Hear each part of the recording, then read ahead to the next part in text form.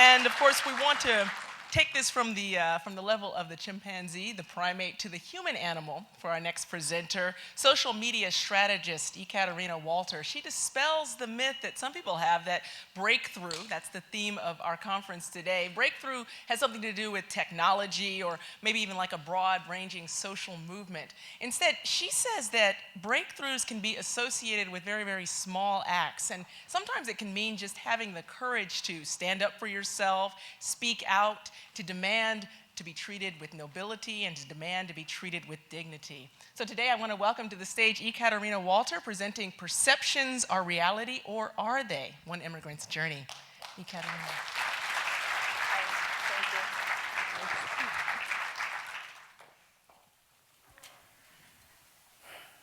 I am an immigrant. I have been adopted by America, and I'm living an American dream. Sounds cliche, right? But you see, American dream means different things to different people. Today, I want to tell you my story of defining my American dream, story of my heritage, too. About a month ago, I was visiting my family in Russia, taking my 2-year-old daughter with me, and my father took this picture. My grandmother, my mother, my aunt, my daughter, and I. 4 generations of women together under the same roof. These are the memories, legacies I'm made of. We had a blast.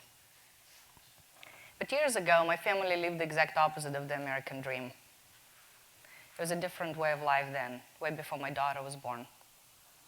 We grew up in Soviet Russia in a time of 6-day work week, coupons that defined how much sugar your family can buy, and one flavor of bubble gum, strawberry. Pictures of Lenin hung in every building, and we were expected to read a pledge to him, a dead man, and wear a red scarf in his honor. For women, it was time of enduring limits. We were expected to stay home, and if we wanted to work, the highest position we could aspire for was chief accountant. It was the time when passionately defending something you believed in or thought was right was not a norm. It was the time of identical uniforms and identical attitudes. Freedom of religion did not exist. Dreams came with limits. It was tough then, but that is how my legacy got its start. Let me begin by introducing you to my grandmother. My grandmother, she is many things. Admired, extraordinary, magical. By the time she was 18, she survived both war and severe hunger. She never knew her father. When she was little, he was taken away by government secret police to never be heard from again. His successful business and his intelligence made him a threat. She later learned that he died in the Siberian gulag. Despite all of this, my grandmother was determined to get an education, and she demanded to be treated as equal by everyone. She knew her craft, she put people first, and she was respected everywhere she went. And though she lived a hard life, she never complained or lost her spark. One of the things I love about my grandmother. She was an anchor in my mother's life. Soviet Russia was still in power when my mother had my sister and I. She spent all of her energy making sure that we have all of the advantages in life. And by that, I don't mean money. She taught us to overcome limits. My mother, the disciplinarian, always pushing us just a little bit harder. She worked full-time, but she spent all of her waking moments making sure we're knowledgeable enough to get into best schools, took us to dance and piano lessons, taught us languages herself. We studied hard, always. Back then, I hated the fact that we couldn't play as much as other kids. But my mother's remarkable self-investment and her focus on education became everything. Education became a cornerstone for a better life for me. I did not know that then. And so with my family's support and with help from extraordinary people from around the world along the way, here I am. I've been in the United States for 13 years. I've been a proud citizen for 3. And now I'm a wife and a mother of most amazing little girl. I'm grateful. But that is why it's also strange to me that sometimes people who are born here laugh when I use expression American dream. You see, I think to some, somehow it lost its meaning. Not fully. To some, it means striking it rich. To some, becoming a president, an amazing ambition to have. To some, it's just a noun for something that will never happen. I guess all those different perspectives are understandable. But to me, American dream is that place just in the very tip of the Maslow's pyramid. You remember the Maslow's pyramid of human needs they taught us in school? From satisfying our physical needs, to safety, to love and belonging, to self-esteem, and finally, self-actualization. But allow me to add just another layer on the very tip of that pyramid. Dignity. Dignity, as in to be worthy of respect. Dignity is the freedom to live our lives in a way that will allow us to stand out if we choose. We can do that in America. Dignity is to have a seat at the table and safely speak up for what we believe in. We can do that in America. Dignity is being judged by our contributions and not by race, age, or gender. We can do that in America. I too was born into limited horizons of the Soviet Union. When I was growing up, carving a new path just wasn't heard of. Being unique was not welcomed. By the time I was in high school, it became apparent that I was not the type of person to blend in. I wanted to see the world beyond the Cold War curtain. I wanted to speak up. Heck, speak out when the occasion called for it, without the fear of retribution. I wanted to prove that gender divide did not exist. I still remember the day my family and I discussed remote possibility of studying in the United States. Oh, what a feeling that was. The advantages of an American education. For a girl like me, that was the American dream.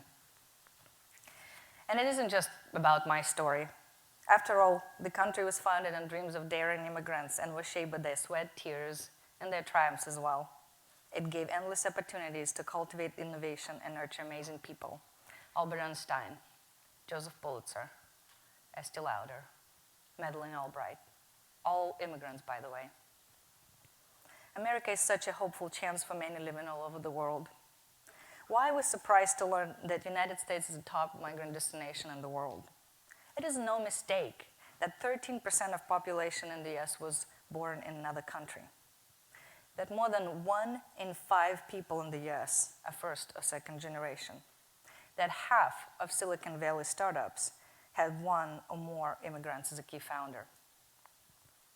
The chance to grow the dream and grow it with dignity makes this country irreplaceable. It is because of what it stands for. It is a beacon of new home, a new life, of education, freedom, of limitless imagination, of impossible becoming possible, of remarkable innovation. As an immigrant, the chance to build my dignified legacy means the world. Can you blame me then when I look at my daughter and I think about her future, I'm filled with pride. I may not become rich, not become president, but my daughter will grow up knowing what dignity is. She will be able to make her own choices. She will not live in fear. She will be treated as equal. And she will know that what gave her those privileges in life was her family's legacy. I'm proud. I'm humble too. How many people around the world can say that to their children? How many people around the world do you think would like to live their life like that and can't? It is easy to take things for granted. It is easy to settle the mentality of entitlement. It is easy to get discouraged when going gets tough. Getting here was a tough journey, full of unbelievable sacrifices for my family. There were moments of desperation, there were moments of doubt, and I think there will be more of those. But no matter what life throws at me, I have my grandmother's resolve, my mother's constant nudge to try again, my father's unwavering belief in me, my little sister's humor, my husband's strong shoulder, and their infinite love. And if you have that and live in the land of the free, nothing is impossible. So today, I urge all of us to break through the barriers we set for ourselves or others set for us and dare to dream, to reach for the stars, to go get your American dream, whatever it may be. After all, there is no better place in the world to make it a reality. And I hope one day others can say the same of Russia. Thank you.